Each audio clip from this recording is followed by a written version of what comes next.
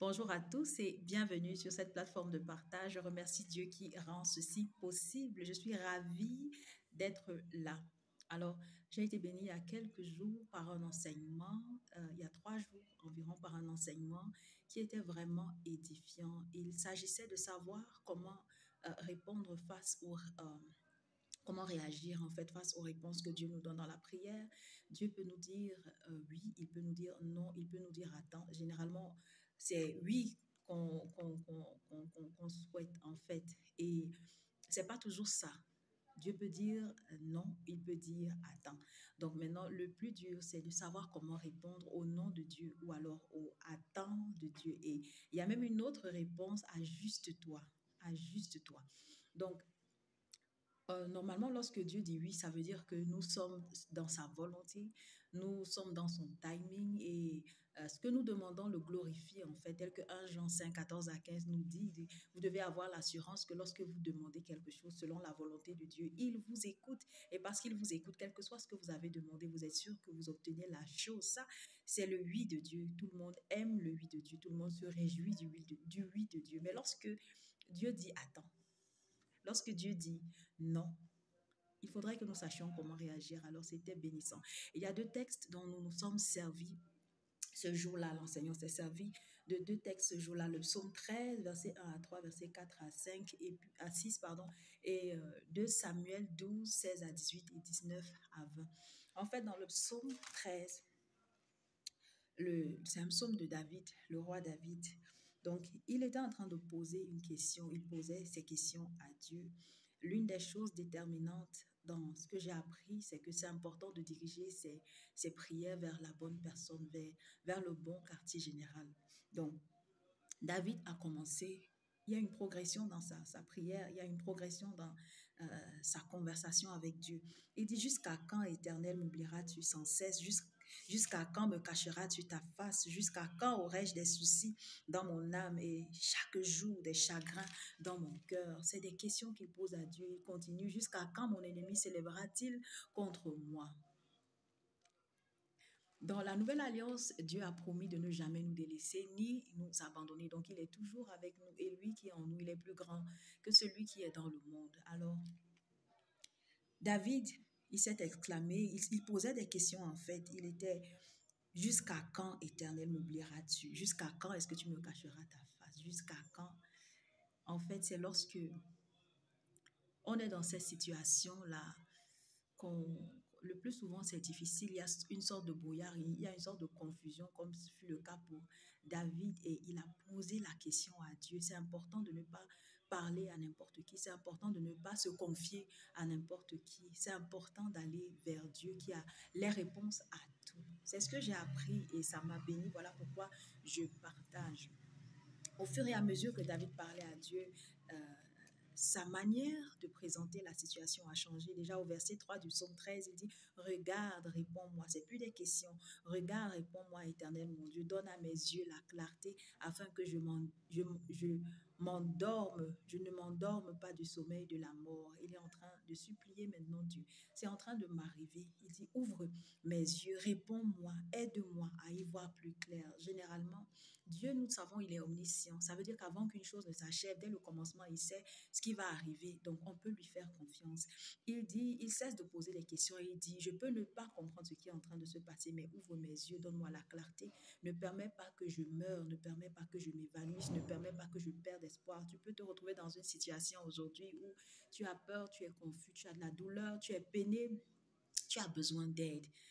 La bonne personne vers qui se tourner, c'est ce Dieu-là qui sait toutes choses et qui est capable d'apporter des réponses. Et surtout la consolation, ce qui m'intéresse, c'est la consolation que Dieu finit par apporter au roi David qui, au verset 4, dit « Afin que mon ennemi ne dise pas, je l'ai vaincu et que mes adversaires ne se réjouissent pas si je chancelle. Moi, j'ai confiance en ta bonté. » Le verset 5, « Moi, j'ai confiance en ta bonté. » J'ai de l'allégresse dans le cœur à cause de ton salut. Je chante à l'Éternel car il m'a fait du bien. C'est l'image d'une maman.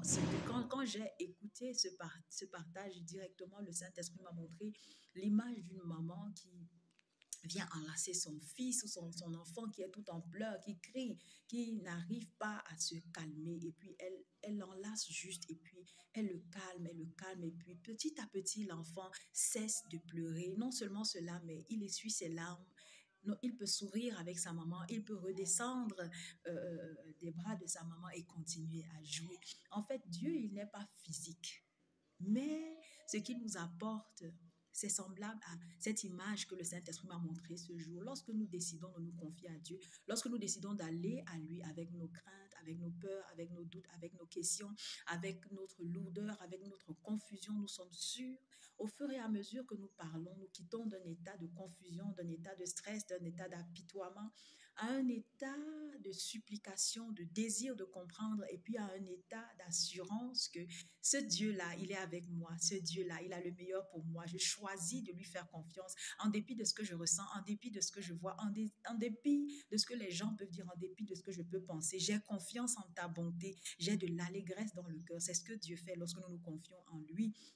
Et dans Philippiens, l'apôtre Paul va bien le dire, ne vous inquiétez de rien, mais en toute chose, faites confiance, présentez vos requêtes à Dieu par des prières, des supplications, des actions de grâce. Et la paix de Dieu qui surpasse toute intelligence gardera vos cœurs et vos pensées en Christ. C'est vraiment merveilleux. Donc, une fois que nous dirigeons nos prières à Dieu, si toi, tu es dans cette situation, ne pas à gauche, à droite pour chercher des solutions. Chez des hommes, ils ne peuvent rien t'apporter. Dieu a dit, malheur à l'homme qui se confie en l'homme et qui prend la chair pour son appui. Viens devant Dieu, expose ton cœur, déverse ton cœur devant lui et tu retrouveras la consolation. Également, l'autre passage dans 2 Samuel 12, c'est l'expression toujours de David dans cette attente. Il a péché contre Dieu parce qu'il a pris l'épouse d'Uri, Bathsheba, qu'il a enceinté dans un acte adultérin et il s'est arrangé à tuer Uri. Il a récupéré Bathsheba. Il l'a prise pour femme, elle a accouché de leur enfant. Mais quelque temps après, l'enfant est mort. Et il a pleuré à Dieu, il a demandé à Dieu d'intervenir, il a imploré la miséricorde de Dieu pour que l'enfant ne meure pas. Et pendant tout ce temps, verset 16 à 18 nous dit qu'il était au sol, il ne mangeait pas, il jeûnait, il se lamentait, il était au sol, il ne voulait pas se laver. En fait, il était dans l'abattement, il intercédait. Et puis, le lendemain, je crois 3 ou combien de jours après, l'enfant est mort et ses serviteurs avaient du mal à venir lui annoncer la nouvelle. Et quand il les a vus discuter entre eux, il s'est douté, il leur a demandé, est-ce que l'enfant est mort? L'enfant est-il mort? Dans 2 Samuel 12, à partir du verset 19, David a aperçu que ses serviteurs parlaient tout bas entre eux. Et puis il a demandé, l'enfant est-il mort? Ils ont répondu, il est mort. Certainement, il se disait, waouh, pendant qu'il était vivant et que le roi n'a pas donné de sommeil à ses yeux ni de nourriture, il n'a pas mangé, rien, rien, rien. Maintenant, si on lui annonçait que cet enfant est mort, sa réaction serait certainement pire. Mais regardez ce que David a fait au verset 19 et au verset 20. Alors David se leva de terre, il se leva, soignit et changea de vêtements. Puis il alla dans la maison de l'Éternel et se prosterna. De retour chez lui, il demanda qu'on lui servît à manger et il mangea. Donc, pendant ce temps d'attente, de prière, de jeûne, où il se lamentait, où il implorait l'intervention de Dieu, il a été fortifié. Ce n'était pas comme si Dieu ne faisait pas ça, si Dieu ne guérissait pas son enfant, il allait arrêter son service, il allait arrêter de louer Dieu ou d'adorer Dieu, non.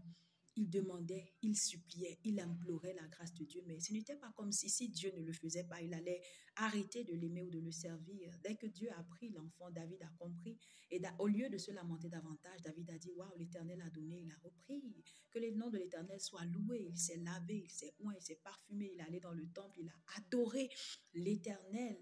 Preuve que quoi, son amour, rien ne devrait être une entrave entre l'amour que nous portons à Dieu. C'est une leçon importante, c'est une leçon très importante. Comment réagir face au nom de Dieu?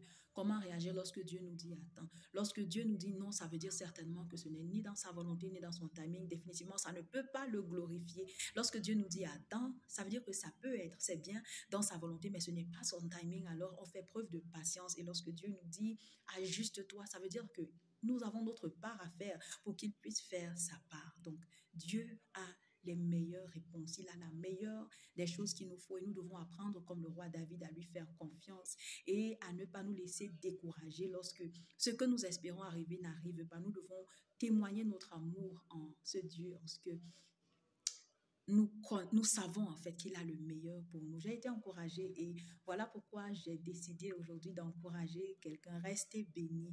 Vous avez écouté, aimé, partagé la vidéo.